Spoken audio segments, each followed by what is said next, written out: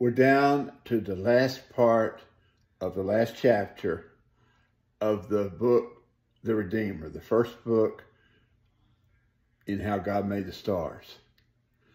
And this is Hercules. There are 113 stars in this constellation. The brightest star is in its head, and its name Ras El Gedi, and means the head of him who bruises. The next one is in the right armpit, and its name Coniferous, and it means the branch. It's kneeling. And in the right elbow is called Marsik. It means the wounding. And in the upper part of the left arm is named Mycene, the sin offering. The one in the lower part of the right arm is Kaim, or Gaim, punishing. And in Arabic, it means treading underfoot.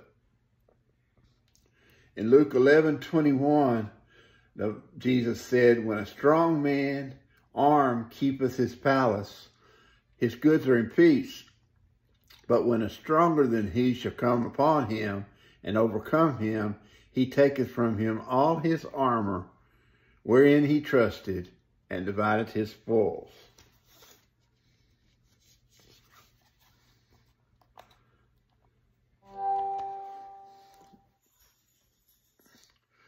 Everything in the picture combines to set forth the mighty works of this stronger than the strong man armed.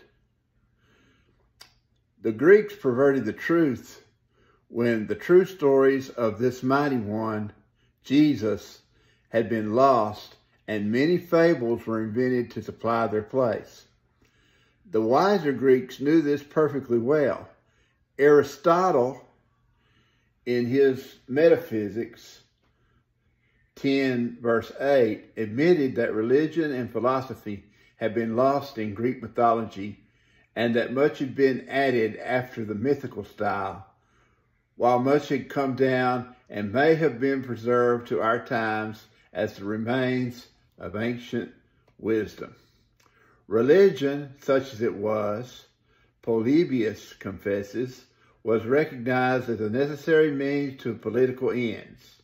Neander says that it was the fragments of a tradition which transmitted the knowledge of divine things possessed in the earliest times.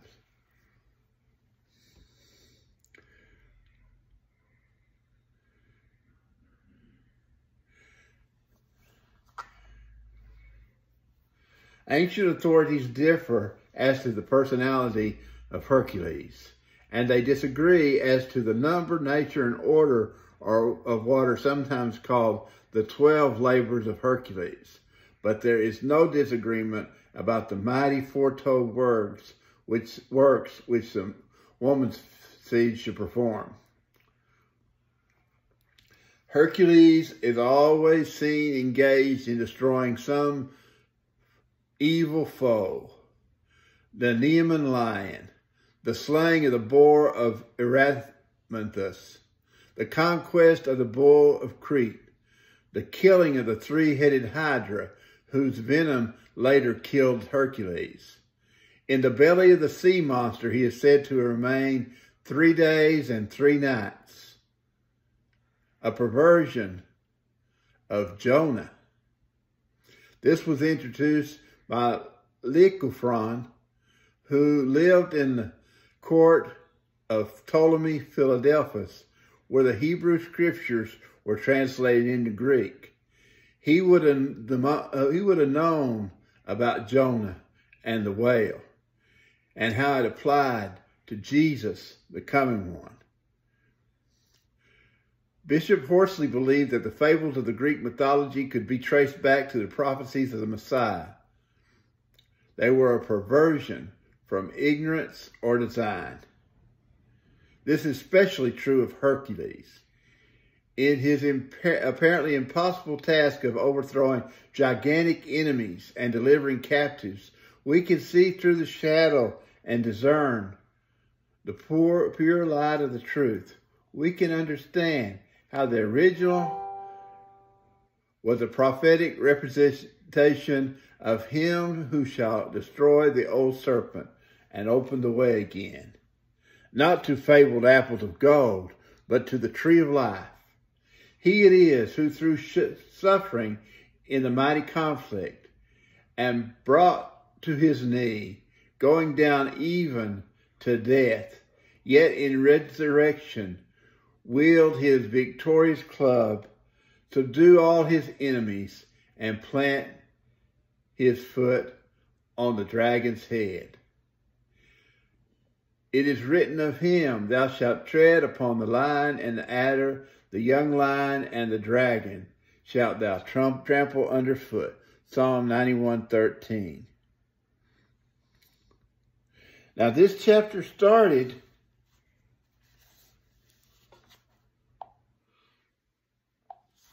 with the scorpion devouring the sting, the mighty man in the heel.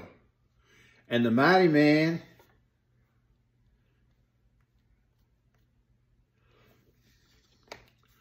is struggling with the serpent. But the scorpion is crushed by the man. Look, you can see over here in the side that his foot is over Scorpio. His foot is over the scorpion. He's smashing the scorpion. And at the same time, he's struggling with the serpent.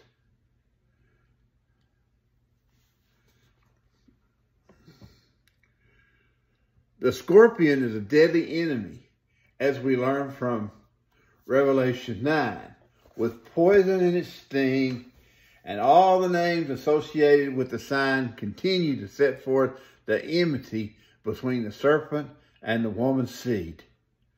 The real wounding in the heel was received at the cross.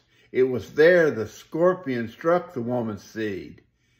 He died, but was raised again from the dead to destroy the works of the devil.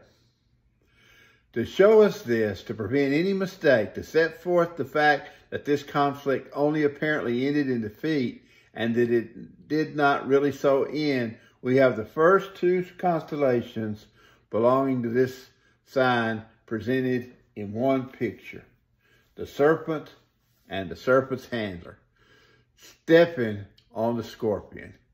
Indeed, the picture shows Scorpio, the sign itself. If these pictures had been separated, then the conflict would have been separated from the victory. The deadly wound of the serpent's head from the temporary wound in the victor's heel. Hence, three pictures are required in which the scorpion, the serpent, and the man are all involved in order to represent at the same time the triumph in the conflict.